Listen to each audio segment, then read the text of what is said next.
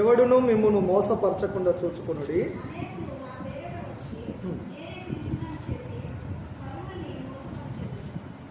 11వ వచనం కూడా చదువుదాం.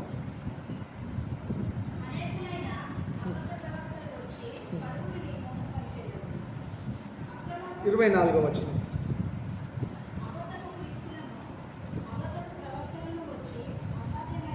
సాధ్యమైతే మోసపరచుటకై గొప్ప సూచక్రియలను మహత్కార్యములను కనపరచుదురు. దేవునికి స్తోత్రం. హల్లెలూయా. మనుషుల గూర్చి జాగ్రత్త పడుము అని వాక్యం చెప్తుంది. మనుషులను గూర్చి జాగ్రత్త పడుము. ఎందుకంటే మోసం చేసే వాళ్ళు ఉన్నారు మనుషులలో. మొన్న ఆదివారం నాడు 2 విషయాలు చెప్పాను. మనుషులు కనబడుతున్నారు, రకరకాల మనుషులు కనబడుతున్నారు. 5 రకాల మనుషులు, 5 రకాల గుంపుల వారు ఉన్నారని చెప్పాను. తర్వాత మనుషులను మనం ఎలా చూడాలి అంటే మళ్ళొక 5 రకాలుగా చూడవచ్చు. అందులో మానవత్వంతో అని, దేవుని స్వరూపంతో అని, ప్రేమతో అని, ఇలా రకరకాలుగా చెప్పాము. అయితే ఈరోజు ఈ శుక్రవారము అదే ఆదివారం వాక్య భాగాన్ని కంటిన్యూషన్లో సమయం తక్కువ ఉండి 3వ పాయింట్ చెప్పలేదు. 3వ విషయం ఏంటంటే మనుషులను గురించి జాగ్రత్త పడాలి. ఏం కనబడుతున్నారంటే మనుషులు కనబడుతున్నారు, రకరకాల మనుషులు కనబడుతున్నారు. తర్వాత మనుషులను ఎలా చూడాలి. 3వది ఏంటంటే మనుషుల గురించి జాగ్రత్త పడాలి. ఎందుకంటే మనుషులు మోసం చేసే వారిగా ఉన్నారు. మనుషుల గురించి జాగ్రత్త పడాలి. ఎందుకు అంటే ఒకటి 1, 2, 3 పెట్టుకుంటే చాలా ఉంటాయి.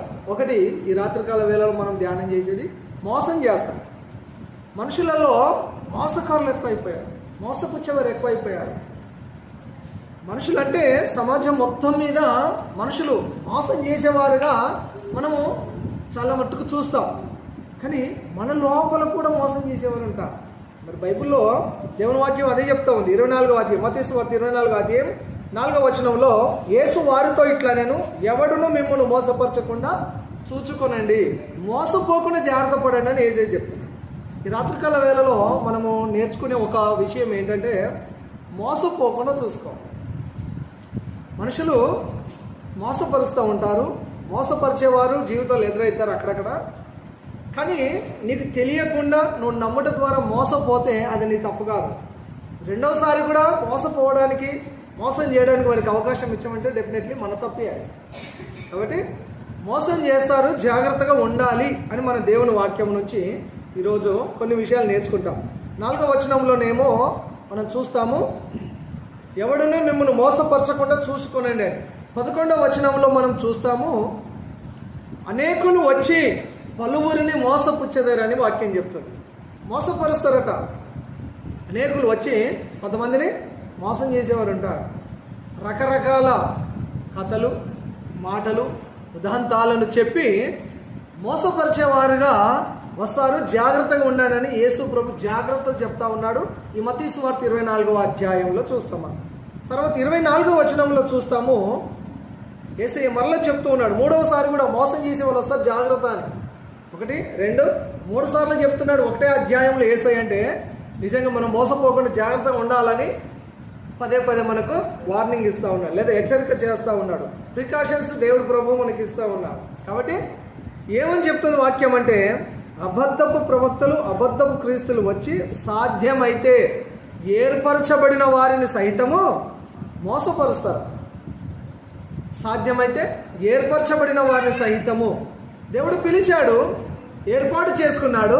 దేవుడు పిలిచాడు, ఏర్పాటు చేసుకున్నాడు, ప్రత్యేకపరుచుకున్నాడు. ప్రభువు చేత మనం ఎన్నో మేలులు పొందాము. ప్రభువుకు మనం చాలా ఇష్టమైన వారంగా, నమ్మకమైన వారంగా అయ్యాము. ప్రభువుకి అయ్యాము, సేవకునికి నమ్మకంగా అయ్యాము, సంఘానికి నమ్మకంగా అయ్యాము.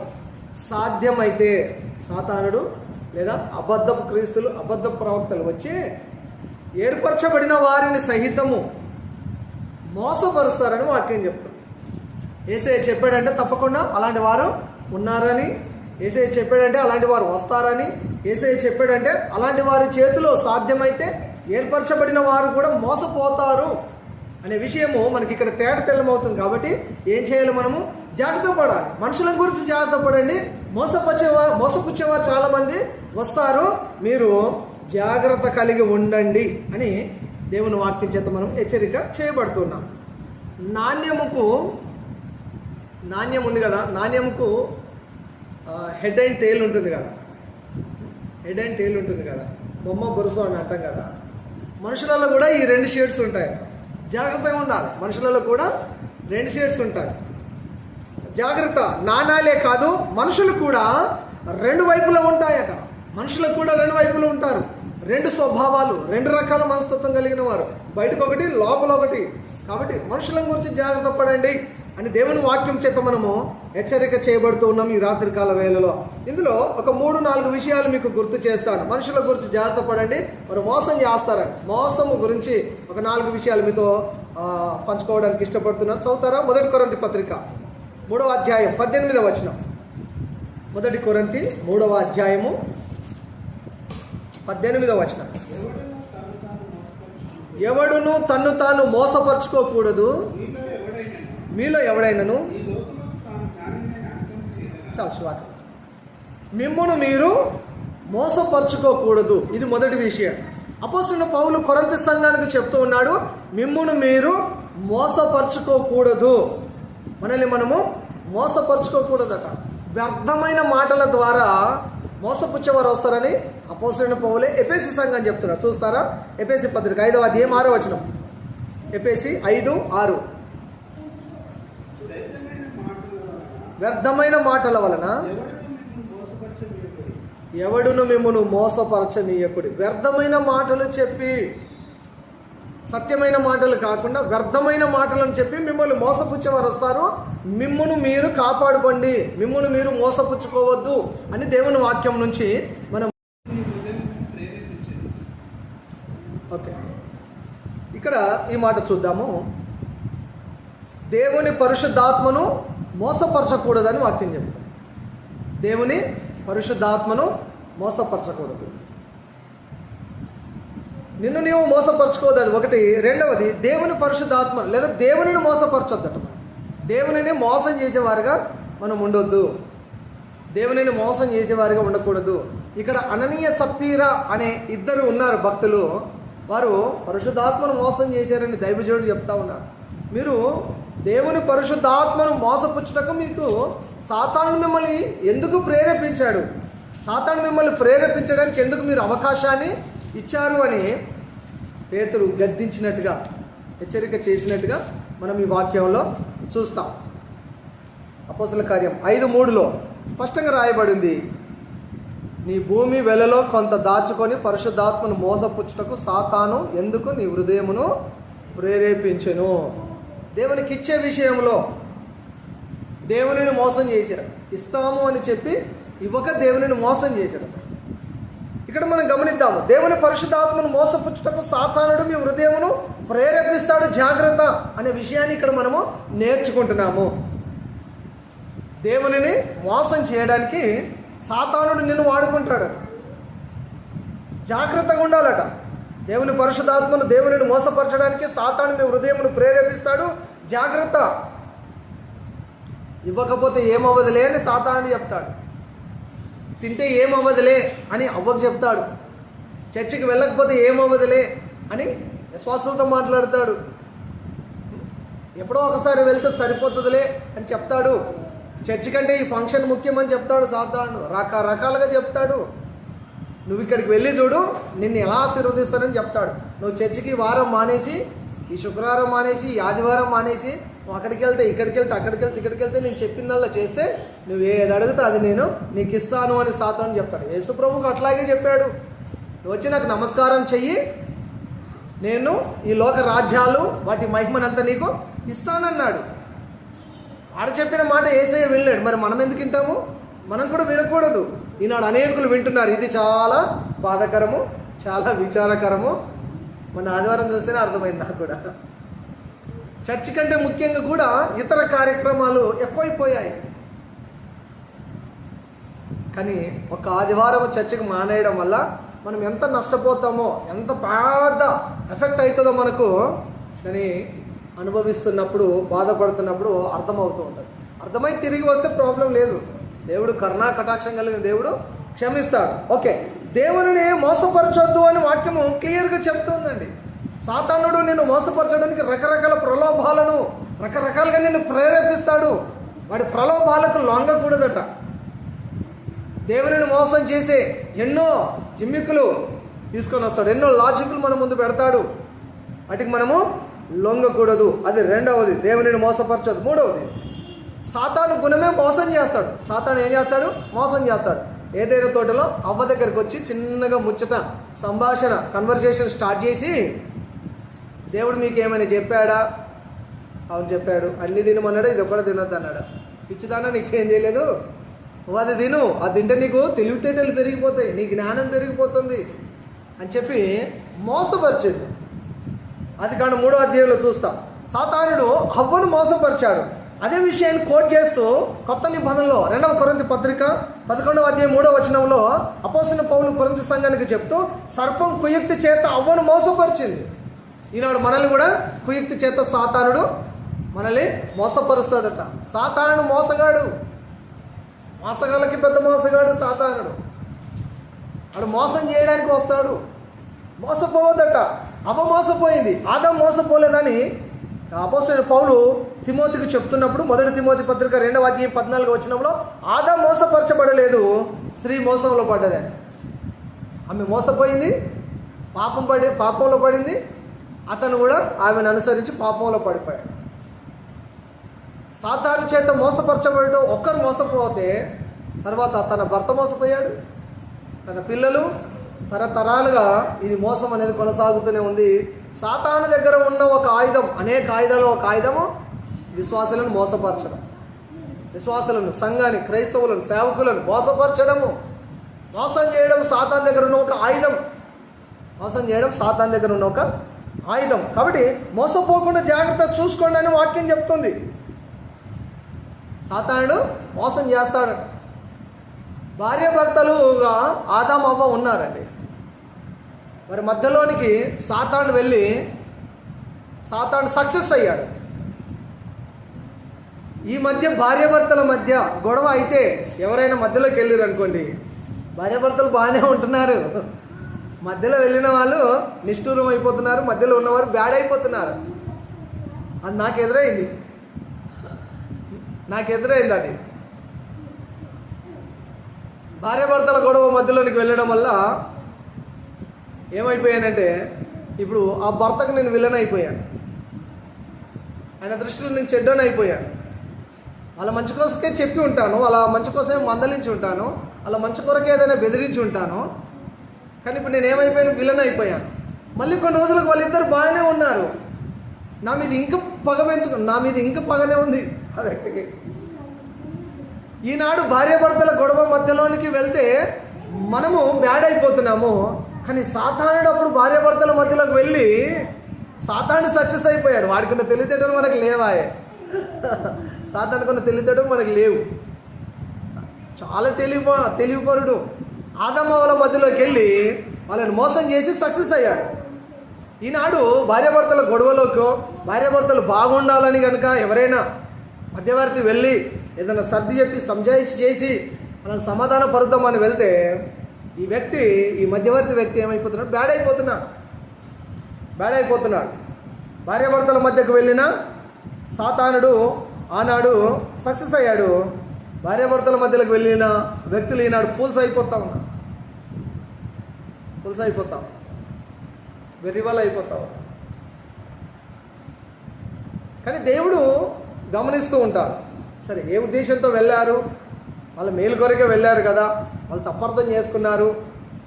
మధ్యవర్తికి ఇవ్వాల్సిన ప్రతిఫలం ఈయనకిస్తాడు, వాళ్ళకి ఇవ్వాల్సిన ప్రతిఫలం వాళ్ళకిస్తాడు. సాతాను వచ్చి ఏదైనా గలిబిలు రేపితే సాతానికి ఇవ్వాల్సిన పనిష్మెంట్ కూడా దేవుడు ఎవరిది వాళ్ళకి ఇచ్చేస్తాడు. ఎవరిది కూడా ప్రభువు ఉంచుకుంటున్నామా? అందరిది ఎవరిది వాళ్ళకు అప్పచెప్తాడు. ఎవరి మూట వాళ్ళకు, ఎవరి అకౌంట్ల వాళ్ళకు వేసేస్తాడు. అది మంచిదైనా, అది చెడ్డదైనా, అది ఏదైనా కానీ ఎవరికి ఇవ్వవలసింది వారికి ఇచ్చేస్తాడు. మోసపరిచే ఆత్మ సాతాను ఆత్మ. తిమోతి పత్రికలో అపోస్తలుడైన పౌలు తిమోతికి చెప్తూ 1 తిమోతి పత్రిక 4వ అధ్యాయం 2వ వచనము, మోసపరచు ఆత్మల యందు లక్ష్యం ఉంచి తమ జీవితాలను నాశనం చేసుకుంటున్న వాళ్ళు ఉన్నారట. ఏ ఆత్మ ఇది? మోసపరిచే ఆత్మ. ఇది ఎవరి ఆత్మ అంటే దయ్యమాత్మ. మోసపరిచే ఆత్మ దయ్యమాత్మ. కాబట్టి జాగ్రత్తగా ఉండాలట. నాలుగవది చివరిది మోసపోకుడి దేవుడు వెక్కిరింపబడాడు.